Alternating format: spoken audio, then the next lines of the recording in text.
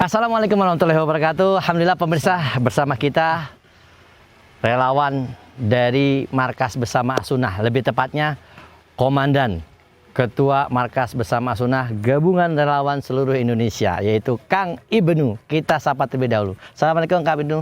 Waalaikumsalam warahmatullahi wabarakatuh. Gimana dan kabar sehat? Dan Alhamdulillah baik. Masya Allah, Alhamdulillah. Kita bersyukur ya kepada Allah Subhanahu Wa Taala masih diberikan nikmat sehat walafiat dan juga bisa membantu kaum muslimin yang saat ini membutuhkan bantuan, khususnya wabah COVID Corona ini. Nah, kita mau ngobrol-ngobrol sedikit bersama Komandan MBA Markas Bersama As-Sunnah, Kang Ibnu. Ini Akang masih muda atau udah tua nih, Kang? Sudah tua. Alhamdulillah. Barakallahu fikum. Ya. Baik, MBA itu apa sih? Kita pengen tahu ya, mungkin ada sebagian teman-teman belum mengetahui MBA Markas Bersama As-Sunnah. Apa, siapa, bagaimana? Silakan Kang Ibnu. Bismillah, salatu wassalamu ala rasulillah wa ba'du. Jadi MBA atau Markas Bersama As-Sunnah awal mulanya bernama Posko Bersama As-Sunnah. Jadi berdiri ketika terjadi Khatrul Masafal, bencana gempa di Lombok ya, di Lombok. Kemudian saat terjadi 3 gempa atau 3 bencana sekaligus di Palu, ada likuifaksi, kemudian tsunami dan gempa bumi. Kami lembaga relawan As-Sunnah berkumpul menyatukan visi, bertawun supaya lembaga-lembaga yang kecil ini menjadi kuat, bersinergi sehingga tenaganya tidak habis di perjalanan. Betul. Jadi bergabung ya. Bergabung, berusaha untuk melakukan 3 tahapan penanganan bencana. Oke. Ada berapa lembaga sekitar? Lembaga yang tergabung pada saat itu ada lebih dari 100. Masya Allah, 100. Dan di bawah komando Kang Ibnu. Ini kalau nggak salah Kang Ibnu ketua berapa nih Kang? 1, 2, 3, 4? Ya, saya di ketua 2-nya. Ketua 2. Ya, ketua umumnya siapa Kang? Ketua umumnya Ustadz Arif Nur Rahim dari Sukoharjo. Ustadz Arif dari Sukoharjo. Barakallahu fikum. Dan ada pembina-pembinanya ya? Betul. Penasehatnya diantaranya siapa Kang Ibnu? Ada Ustadz Wujud, Ustadz Khalid, kemudian Ustadz Fauzi, dan Ustadz Abu Hutada, Habibullah. Masya Allah, dan para asatidah lainnya yang ikut pembina. Baik, itu sekilas tentang Markas Bersama As-Sunnah. Dan kita lebih fokus Kang, mau tanya tentang bagaimana nih musibah yang melanda kita saat ini, khususnya COVID-19 ini, yang subhanallah lebih dari setahun Kang ya. Ini kayaknya bukan musibah biasa nih, mungkin kalau banjir, tanah longsor, bisa cepat dan tepat kita melakukan penanganan atau pertolongan kepada kaum muslimin. Tapi bagaimana relawan-relawan di MBA ini melakukan pertolongan atau bantuan kepada kaum muslimin khususnya pada umumnya dan juga kepada saudara-saudara kita yang lain yang terkena COVID-19 ini. Apa yang dilakukan? Sebelum menjawab pertanyaan itu, ya, Ana perlu sampaikan bahwa terlepas ada hal-hal di belakang musibah yang namanya pandemi ini, yang jelas relawan melihat realnya, melihat kenyataannya. Kenyataannya banyak saudara-saudara kita, asatidjah kita yang terdampak, bahkan ada yang meninggal. Masya Allah. Dan ini jumlahnya juga Khatrul Masafal tidak sedikit. Ya. Artinya kita real melihat bahwa ini musibah. Ya. Dan musibah ini membutuhkan bantuan. Betul.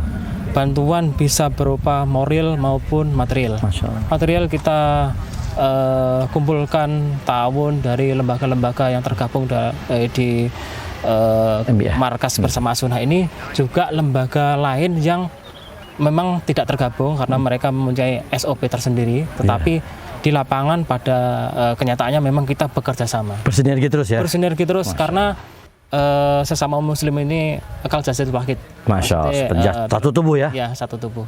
Jadi kalau ada saudaranya yang sakit, kita merasakan sakit. Luar biasa, semangat berjuang bersama berbagi dari MBA. Ya. MBA Anda nyebutnya, Markas Bersama As-Sunnah. Ya. Baik, untuk kasus atau musibah pandemi COVID ini, realnya seperti apa Kang?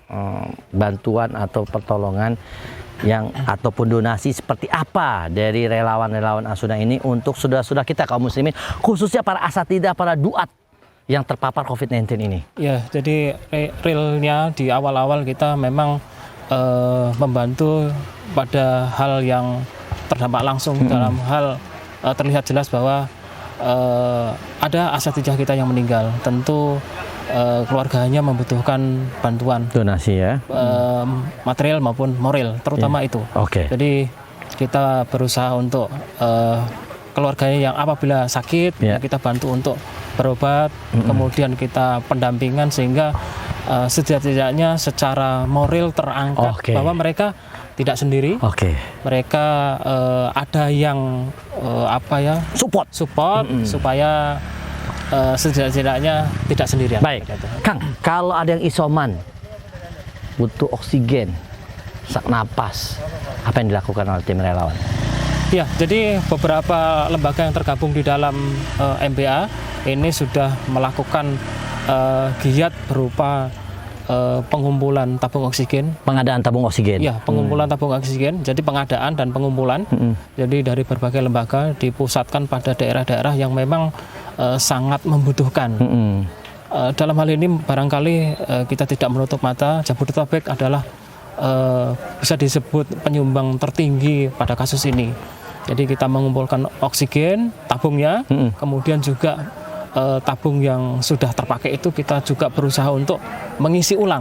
Jadi mengisi ulang, kemudian juga sambil mendata tabung-tabung dari para muhsinin lain supaya bisa terkumpul dan bisa terprogram, kemudian juga tepat sasaran buat para pemakai dan yang membutuhkan. Terpapar dalam keadaan darurat. Betul. Kalau untuk akomodasi atau transportasi ketika membutuhkan ambulan atau kendaraan itu apakah sudah dilakukan oleh tim relawan?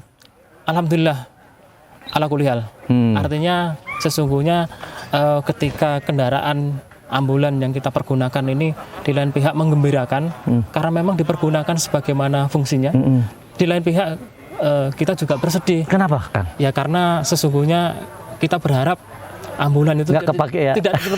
Tapi betul Mas Safal karena kondisi seperti itu. Banyak permintaan. Banyak permintaan, bahkan kita menolak-nolak. Subhanallah. Dan ini bisa untuk penanganan pasien COVID atau jenazah COVID juga?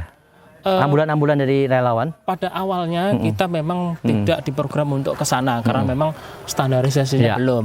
Tapi seiring berjalannya waktu, kemudian mulai bertambahnya kasus, sehingga para relawan dibekali untuk penanganan secara darurat pasien maupun jenazah.